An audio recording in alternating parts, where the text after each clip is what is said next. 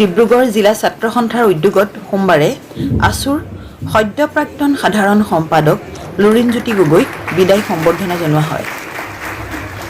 ডিব্ৰুগড় কানৈ মহাবিদ্যালয়ৰ প্ৰেক্ষাগৃহত অনুষ্ঠিত বৰ্ণাঢ্য অনুষ্ঠানটিত বিশিষ্ট শিক্ষাবিদ, মহাবিদ্যালয়খনৰ অধ্যক্ষ ডক্টৰ শশীকান্ত শৰ্মা, ডিব্ৰুগড় বিশ্ববিদ্যালয়ৰ অসমীয়া বিভাগৰ প্ৰাধ্যাপক ডক্টৰ পল্লৱী বুজৰ বৰুৱাকে মুখ্য কৰি জিলাখনৰ বহু গণ্যমান্য ব্যক্তি উপস্থিত থাকে।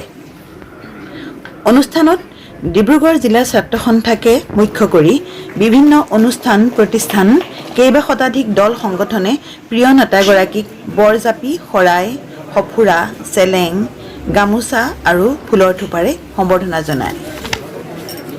সম্বৰ্ধনা অনুষ্ঠানৰ পূৰ্বে প্ৰাক্তন ছাত্ৰ নেতাজনক ডিব্ৰুগড় বিশ্ববিদ্যালয়ৰ প্ৰাংগণৰ পৰা এক বৰ্ণাঢ্য সাংস্কৃতিক শোভাযাত্ৰাৰে কানৈ মহাবিদ্যালয়লৈ আদৰি অনা হয়।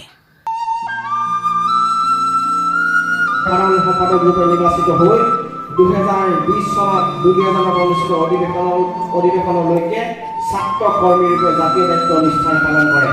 সন্মুখৰ পৰা নেতৃত্ব প্ৰদান কৰি অসমত এক সংগ্ৰামৰ নতুন দিগন্তৰ সূচনা কৰিলে।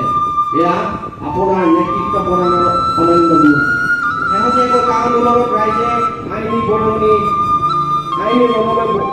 আগবঢ়োৱা ধনৰ হিচাপ ৰাজহুৱাকৈ প্ৰদান কৰি যি নিকা ভাবমূৰ্তিৰ পৰিচয় প্ৰদান কৰিলে, এয়া বড়ো ছাত্ৰ সন্থাৰ মজিয়াত ইতিহাস হৈ ৰ'ব।